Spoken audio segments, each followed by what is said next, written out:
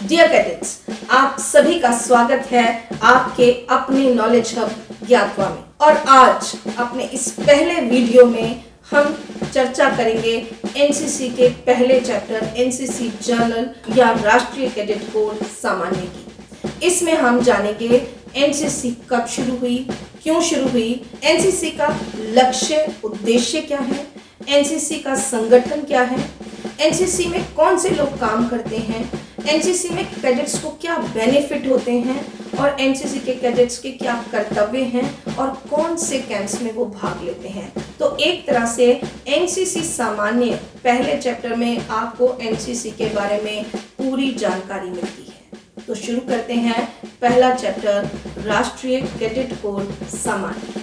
Dear cadets, राष्ट्रीय cadet corps सामान्य के पहले भाग में सबसे पहले हम शुरू करते हैं कि एनसीसी की शुरुआत कैसे हुई। प्रथम विश्व युद्ध यानी फर्स्ट वर्ल्ड वॉर के दौरान यूनिवर्सिटी कॉप नाम से ब्रिटिश सरकार ने राष्ट्रीय कैडेट कोर को पहली बार भारत में शुरू किया। इस यूनिवर्सिटी कॉप का उद्देश्य था प्रशिक्षित युवाओं की रक्षा की दूसरी पंक्ति तैयार करना।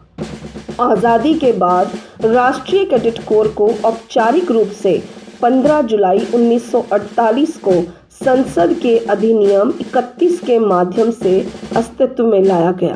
लड़कियों का डिवीज़न जुलाई 1949 में अस्तित्व में आया तो 1 अप्रैल 1950 को एयर विंग की स्थापना की गई। जुलाई 1952 में नेवल विंग की स्थापना हुई। आज राष्ट्रीय कैडेट कोर की तीनों सेवाओं में 15 लाख से अधिक कैडेट नामांकित हैं।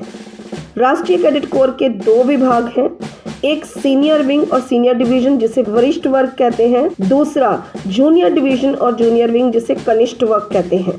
वरिष्ठ वर्ग में विद्यालय में कक्षा 11वीं 12वीं और महाविद्यालयों विश्वविद्यालयों के सभी छात्र सम्मिलित होते हैं और कनिष्ठ वर्ग यानी जेडीजेडब्ल्यू में विद्यालयों में कक्षा 8वीं से 10वीं तक के छात्र शामिल होते हैं।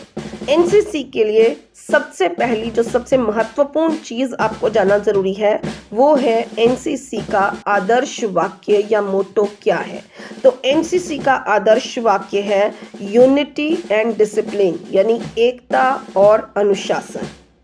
राष्ट्रीय कैडेट कोर का लक्ष्य क्या है? तो राष्ट्रीय कैडेट कोर के मुख्य रूप से 3 लक्ष्य हैं।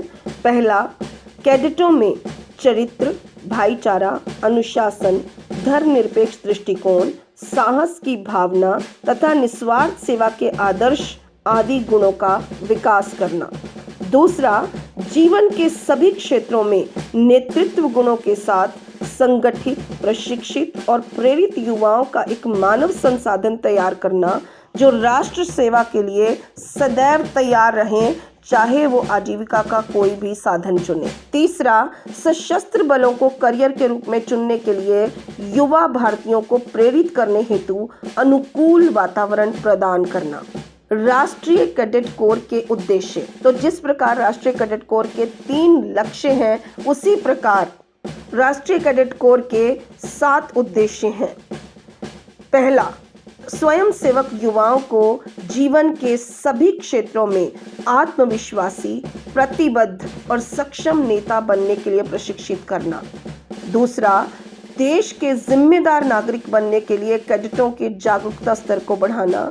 तीसरा, कैडेटों को उनके ज्ञान को समृद्ध करने, संचार कौशल विकसित करने और चरित्र निर्माण के लिए प्रोत्साहित करना तथा इसके लिए अवसर प्रदान करना।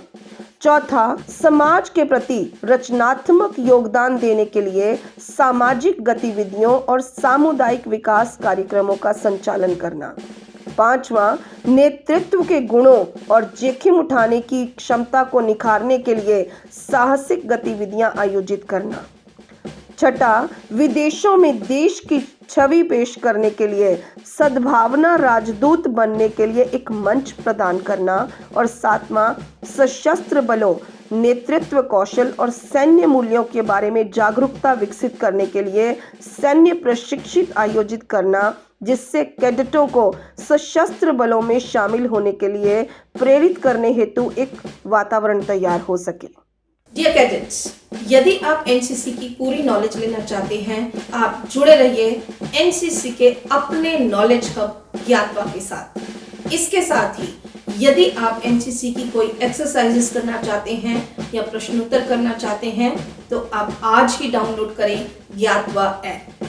यदि आप बुक से पढ़ना चाहते हैं तो एनसीसी की सीनियर और जूनियर विंग की इंग्लिश और हिंदी दोनों भाषाओं में मार्केट और अमेज़न पर बुक्स अवेलेबल हैं, आप कहीं से भी खरीद सकते हैं। यदि आप बल्क में ऑर्डर करना चाहते हैं तो आप दिए गए नंबर पर भी कांटेक्ट कर सकते हैं। जय हिंद, जय भारत।